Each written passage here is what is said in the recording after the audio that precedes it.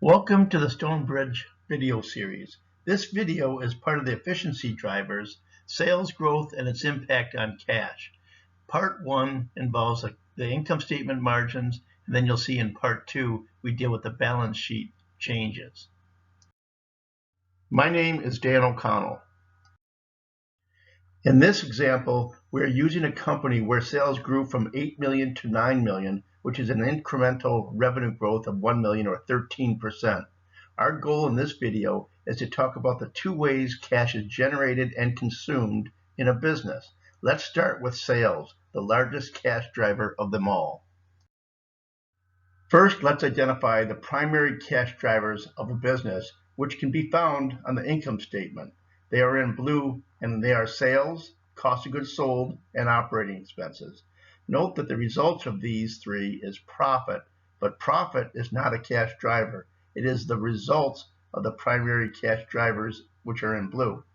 With sales increasing 13%, let's look at how the cash drivers of the business are impacted. With sales increasing 13%, we would expect the cost of goods sold and the operating expenses with profit to increase. I want to briefly introduce the secondary cash drivers, even though this is in Part 2. These secondary cash drivers are found on the balance sheet, and they are also in blue: receivables, inventory, payables, and capital expenditures. Now back to the income statement. On the income statement, cash flow is impacted by the change in sales and by any change in the cost of goods sold and operating expense margins. Using the prior year's 60% margin, the 1 million incremental sales growth will increase cost of goods sold by $600,000, which results in a $400,000 gross profit. Using the prior year's 30% expense margin, the operating expenses will increase $300,000, which results in a $100,000 profit or a 10% profit margin. Now let's assume that over the past year, both the cost of goods sold and operating expenses incurred an additional $30,000 of added expenses. The total change now will reflect cost of goods sold of $630,000 for a gross profit of $370,000. And the operating expenses are $330,000, which brings the operating income on the incremental sales increase to $40,000. As you can see, the 1 million of new sales generated a 10% margin, but the ratio change consumed $60,000, which resulted in a 4% operating margin. Often we see companies rolling out strategic initiatives like offering new products or services or adding new sales staff to drive revenue, all of which would increase expenses. This by itself doesn't mean these are bad sales. It just means the company should be aware of how the costs are increasing to make sure this is part of their plan. If the company did not implement any new strategies and expenses were not managed well, then I would call these bad sales. Good sales are those incremental sales when the margins improve. When the margins decrease, that needs to be investigated. Product mix can also impact the net income. The overriding point here is to stay away from just growing sales to grow sales.